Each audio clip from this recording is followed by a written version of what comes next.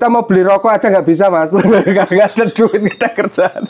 Nah terpaksa kalau ada ternak kan kita untuk nyambung, untuk beli beras anak istri, untuk beli biaya sekolah itu masih ada yang ditoleh gitu loh. Dan Jadi, dia menguntungkan sekali tuh. oh begitu ya? Sangat menguntungkan. Semua nabi yang pernah diturunkan di dunia ini, semua dia itu peternak domba mas. Walaupun mungkin sistemnya beda-beda. Kalau pencapaian ya yang jelas untuk biaya sekolah anak, terus untuk beli kendaraan anak. Ya mungkin kemarin ya sempat nikahin anak-anak. Mantap. Terus ya banyak mas, di situ banyak sekali.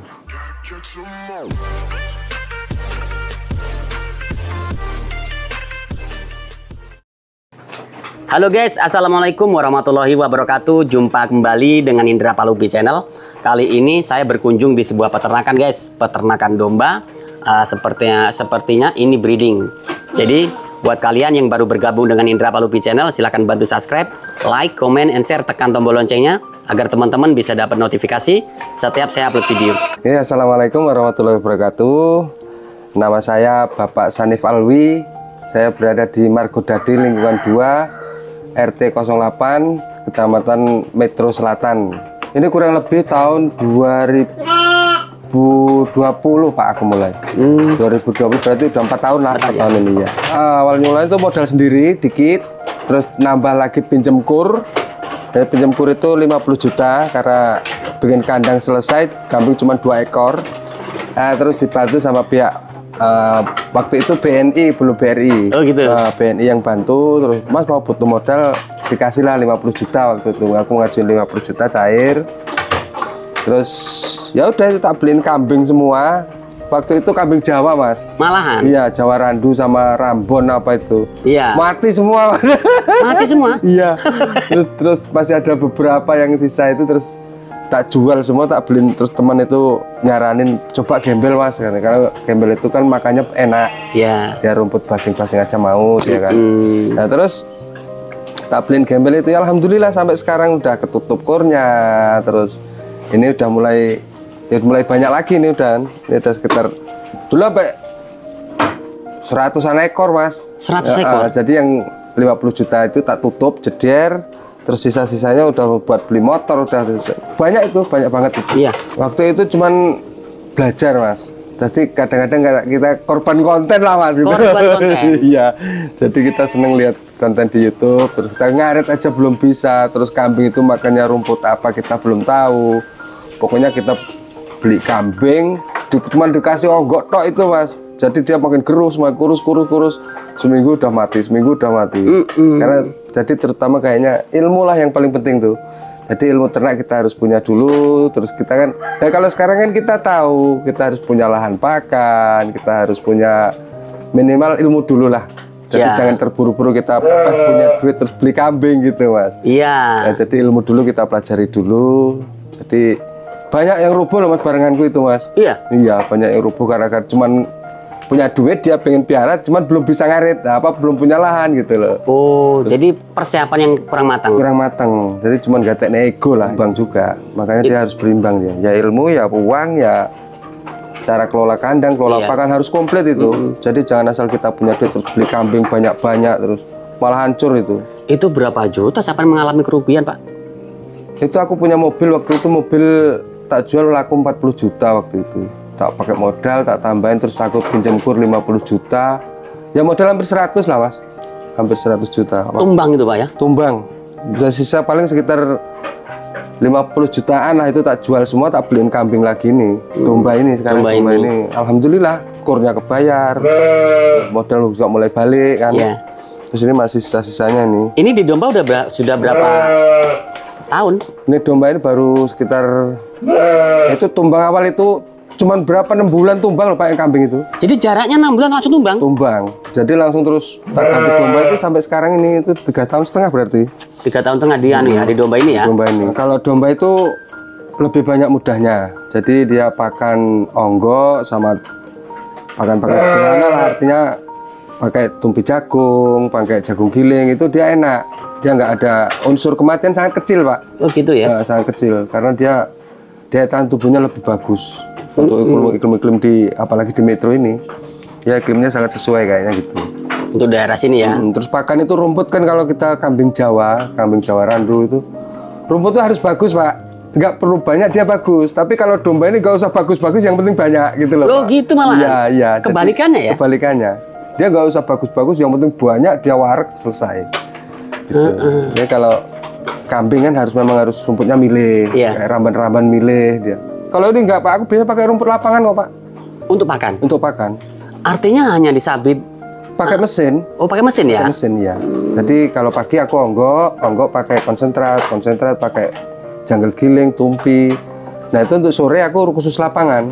Nah ini kan kemarau, jadi lapangan kering terus nggak ada rumput di sawah juga kering, makanya ini agak susah memang. Jalan keluarnya apa itu? Jalan keluarnya pakai seratnya dia pakai kulit bawang Pak. Kalau kulit sore, bawang. Kalau pagi kita onggok, sore kulit bawang. Masih aman. Tapi kalau dia teter gitu terus juga kalah juga Pak itu. Jadi 2 hari sekali ngarit, 3 hari sekali ngarit itu. Jadi diselingi lah minimal. Tetap hijauan tetap harus. Tetap harus. Oh begitu. Ya. Kenapa jangan milih ke breeding Pak? Ngapa nggak penggemukan yang lebih cepat mungkin hasilnya? Penggemukan untuk daerah sini kayaknya kalau masalah hitung-hitungannya Pak sebenarnya. Oh begitu. Kalau kita kadang kan gini, ya mungkin untuk pengalaman teman-teman peternak semua. Jadi pengalaman kita tuh gini, saya tuh pernah fattening. Iya. Kita beli modal 1000-an jantan. 1000-an kita waktu itu cuman belajar sih, ada 5 ekor. Tak pelihara, beli 1 juta, terus kita jualnya ke belantik yang lain. Itu dia malah belinya di bawah kita, padahal udah kita pelihara 3 bulan atau 4 bulan. Jadi kelemahan fattening itu harusnya dia di kilo Pak, baru adil menurutku sih. Iya. Nah, dia di kilo, kita beli berapa kilo, harganya berapa rupiah, terus kita gemukkan berapa kilo, terus jadi berapa rupiah gitu maksudnya. Jadi bukan karena kenaikan harga Pak ya? Ya, bukan karena kenaikan daging. Jadi kita kan kalau cuma beli jogrok itu, ini harga berapa ya? Jadi cuma kira-kira. Iya. Nah, sementara kita udah capek karet, beli konsentrat, beli apa, nggak ada harganya gitu loh kesannya. Betul, setuju saya. Karena kalau sistem timbang itu jasa kita sebagai pembesar atau penggemuk. Iya, betul Pak. Oh begitu ya. Itu analisa yang sampean lakukan kemarin ya? Iya. Jadi kelemahannya di situ. Tapi kalau kita beli ke belantik si A nih, kita belantik A, terus kita jual lagi ke dia. Mungkin dia tahu modalnya, dia berani naikin dikit. Iya. Tapi kalau kita jualnya ke belantik yang lain, nah kui masalahnya Pak. Kadang kita belinya kayak modal kita cuman balik. Oh jadi kalau beli di tempat yang sama, dijual tempat yang sama, dia bisa nambah. Dia bisa nambah karena dia mungkin menghitung haritnya, menghitung konsentratnya. Tapi kalau kita jual ke belantik yang lain, alah parah untuk duit Pak, untuk ukuran metro loh ini tak karena kita nggak ada yang ditimbang.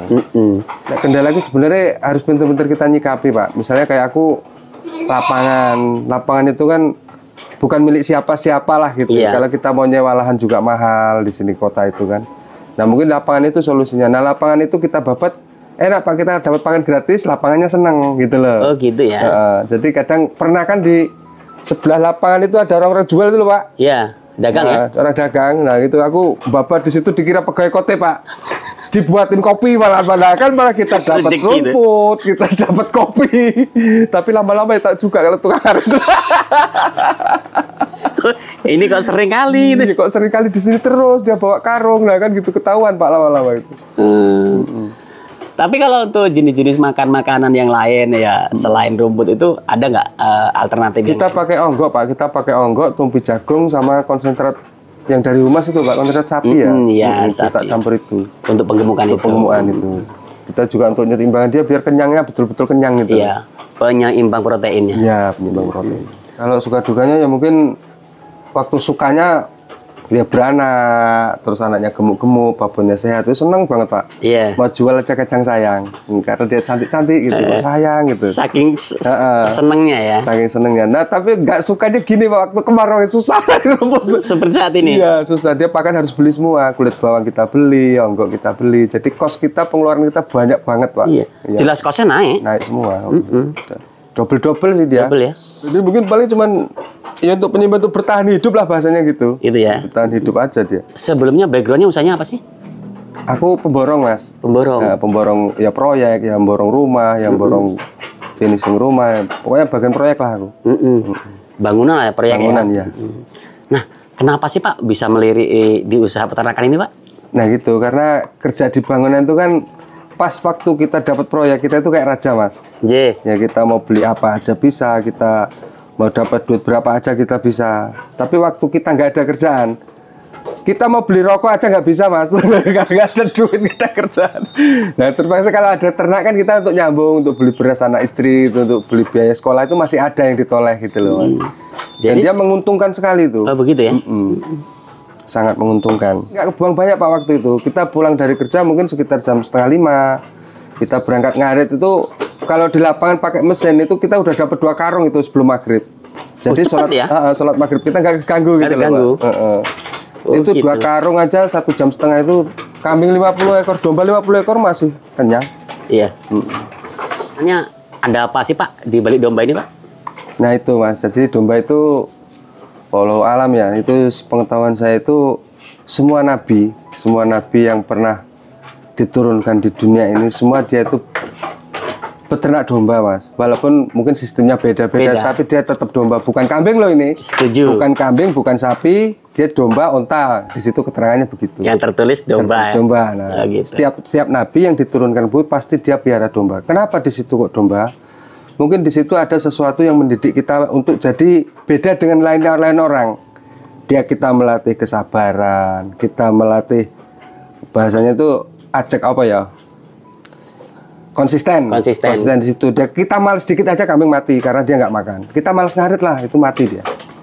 Dia harus konsisten. Terus dia nggak boleh apa namanya sombong-sombong, apa yang disombongin dia cuman peternak tukang ngarit. Nah itu tadi sunahnya di situ banyak banget yang banyak kita ambil di situ, melatih kesabaran iya. Terus kita kalau kita peternak itu tenang yang jelas mas. Tenang ya? Masalah duit kita nggak ada masalah, nggak ganggu ibadah kita lah. Iya. Itu Ya, makanya itu terbentuk dari situ. Sunah-sunah itu berkah sekali. berkas Kalau kita menjalankan sunnah itu pasti berkah. Nggak ada yang tersisa di situ, semuanya Gitu ya? berkah semua. Nah kita berkah juga kalau kita menjalankan sunnah gitu loh mas. Kita nggak lari kemana-mana itu, cuma di situ itu aja. makanya larinya pilihannya ke domba setelah kambing Domba. tadi ya. Makanya dia tuh hewan yang penuh berkah. Gitu. Domba itu. Pak Sanip sendiri mengalami kendala nggak sih Pak untuk marketingnya Pak? Kalau marketing untuk ukuran domba masih di bawah 100 ekor untuk wilayah metro ini. Nggak ada kendala sama sekali mas. Kita tetangga nempel itu aja kita kekurangan mas. Loh? Kalau kita nggak kenceng-kenceng pegangan mas, beli dombanya itu nggak tak jual gitu sampai gitu mas. Loh berarti gampang marketingnya? Sangat mudah sekali. Oh. Apalagi kita butuh duit sama blantek gitu, kita telepon ada lah. Iya. Jual kok cuma 1, jual 5 apa bro lah gitu. Jadi sangat mudah jualnya. Jadi untuk peternak yang lain janganlah berkecil hati, kita peternak asli menghasilkan kita enak kok di situ. Kita cuma menyisihkan waktu dikit sepulang kerja sambil olahraga kita ngarit. Iya. Itu hasilnya udah luar biasa. Kalau pencapaian ya yang jelas untuk biaya sekolah anak, Iya. terus untuk beli kendaraan anak. Iya. Ya mungkin kemarin ya sempat nikahin anak-anak. Mantap. Terus ya banyak mas di situ, banyak sekali. Yo berkah tenan Pak. Berkah banget mas. Nah Asli. ini sesuai dengan apa namanya nama farmnya, Iya. Berkah Sona Farm, Iya, Pak. Safe Breeding and Fattening. Lah, kalau kalian lur pengen belanja di seputaran Metro Kotip, ya langsung telepon yang nomor iki. Ngono lur. Insya Allah, insya Allah. Nah, gitu Pak ya. Ya. Nah, Kalau kita nggak peternak itu untuk ukuran kita loh mas. Iya. Untuk kita yang pekerja bangunan, terus untuk yang ya maaf pegawai kecil-kecilan. Terus kita cuma mengandalkan gaji, terus kita cuma mengandalkan pendapatan kita dari hasil bulanan misalnya. Terus kita itu mau hidup bagaimana untuk kedepannya gitu loh mas. Misalnya anak-anak kita sakit, istri kita sakit. Terus solusinya ngandelin gaji kita belum gajian, anak kita udah sakit, kan bingung tuh mas. setuju. Nah iya makanya itu kita harus beternak itu nggak berat kok, asli semua orang bisa kok itu. Asalkan konsepnya benar. Asal konsepnya benar, dia punya niat, punya ilmu, itu nggak ada yang susah sama sekali. Tinggal kitanya mau apa enggak gitu loh. Iya, iya. Untuk sementara ini memang sangat membantu mas. Jadi ya maaf sebelumnya kemarin itu kita masih banyak utang, ada utang di sana, utang di sana. Ternyata kita setelah miara ini nggak ada beban mas. Sedikit utang itu nggak ada, hampir nggak ada lah, hampir 0 rupiah. Jadi kita memang dia berkah sekali. Jadi nggak ada terus, punya utang segitu banyak kita nanti nyaurnya gimana dan sebagainya. Nggak ada mas. Nggak ada ya? Heeh. Kita jual tempe sate itu kayak gini, tempe kecil-kecil ini itu makan sebulan itu cukup loh mas. Iya. Itulah alhamdulillah sekali. Syukur banget. Adakah Pak Sanip untuk program kelanjutannya akan seperti apa farm kita ini Pak? Nah untuk program selanjutnya mungkin kita nanti mau sewa lahan mas. Oh begitu? Iya. Kita mau bikin kandang lagi. Kandang nanti untuk pembesaran tuh fattening itu nanti. Fattening ya? Nah, nanti kerja sama teman sih di situ. Oh gitu. Kita mau fattening, terus jangkauan kita mungkin juga cuman nggak domba, kita pakai kambing juga nanti insya Allah. Wah ini sudah mulai menjangkau Iya. pasar lain lagi nih. Iya Pak itu, insya Allah, insya Allah. Pasarnya udah menjangkau ke kambing ya. Jadi yang perlu dipersiapkan pertama itu ilmu mas. Ilmu. Jadi kalau aku pernah lihat di channel-channel YouTube itu, dia bukan ilmu, dia lahan, apa hijauan gitu, pakan gitu, enggak. Itu yang harus ilmu yang pertama. Ilmu yang pertama. Ilmu itu banyak menyakup di situ mas. Dia bikin kandangnya, racian pakannya, Iya. terus cara ngerawat kambingnya, dapat dombanya itu, Iya. terus semuanya harus diilmuin dulu. Kalau nggak ada ilmu kita kosong itu nggak ada apa-apanya itu. Ya. Nah yang kedua baru bang pakan. Begitu ya. Bang pakan terus kandang, baru disiapin dombanya. Kalau bang pakan sama itunya apa hijauannya belum ada itu berat banget mas untuk ukuran kita yang nggak punya lahan. Lahan. Apalagi dengan populasi yang lumayan Yang banyak. iya. Nah aku termasuk fan Mas Indra ini, jadi aku juga subscribe di channelnya beliau. Wah. Saya tak lihat ke orang ini kok kambing, terus bahkan saya dulu terinspirasi awal ternak itu dari jenengan loh mas. Di Indra Palupi Channel. Jadi Indra Palupi Channel tak lihat terus channelnya dia itu tentang kambing apa iya sih? Ternyata memang iya, tapi aku kalahnya di awal. Gitu startnya. Startnya awal kan nggak punya ilmu, saya langsung terpancing ke gambar kamera itu tadi. Iya. Jadi saya langsung tertarik, saya punya duit, saya belanja, belum punya ilmu. Iya. Makanya kesan pertamanya harus ilmu dulu Ilmu itu. dulu, ya. Kalau Mas Indra itu benar banget dia itu memang harus memberi motivasi untuk peternak lain. Kita itu usaha itu nggak harus kita ngantor, nggak harus kita itu jual apa, enggak, kita di rumah kita ngarit aja bisa dapat duit gitu loh mas. Iya. Nah itu yang saya maksud. Insya Allah bisa mas. Yang penting kita pinter-pinter manajemen pakan nih mas. Pakan itu harus minimal mungkin harga murah tapi nggak ngurangi protein dan sebagainya. Terus dia pemeliharanya juga nggak mahal, itu harus bagaimana. Cuman makanya ilmu yang pertama itu ilmu tadi. Jadi untuk pemerintah khususnya yang membidangi peternakan, kami mohon dengan sangat, tolong kami peternak itu dikasih penyuluhan pakan domba yang bagus itu komposisinya seperti apa dan apa bahannya gitu loh. Gitu ya. Dan minta tolong banget itu. Jadi untuk instansi yang terkait di situ, kalau untuk imunisasi apa vaksin udah kasih mas. Ya. Cuman kalau masalah pakan itu harus apa, seratnya seperti apa, terus bahannya apa. Nah itu kita sampai hari ini belum pernah dikasih tahu. Jadi gitu. kami minta tolong ada satu tim penyuluhan kayak atau apa yang bisa membangun kami untuk membuat pakan. Syukur kita bisa produksi pakan atau untuk pakan sendiri gitu loh mas. Oke. Itu tadi teman-teman perbincangan saya dengan Bapak Sanip, seorang peternak yang tadinya pernah gagal puluhan ekor gara-gara mulai beternak tapi belum memiliki keilmuan yang cukup. Begitu melihat motivasi, mendengar motivasi langsung action tanpa keilmuan yang cukup sehingganya tumbang. Dan kali ini berada di kandang yang sama dengan metode yang berbeda, keilmuan yang cukup. Alhamdulillah sampai berjalan sampai sekarang. Semoga informasi ini bermanfaat. Saya akhiri. Wassalamualaikum warahmatullahi wabarakatuh. Waalaikumsalam.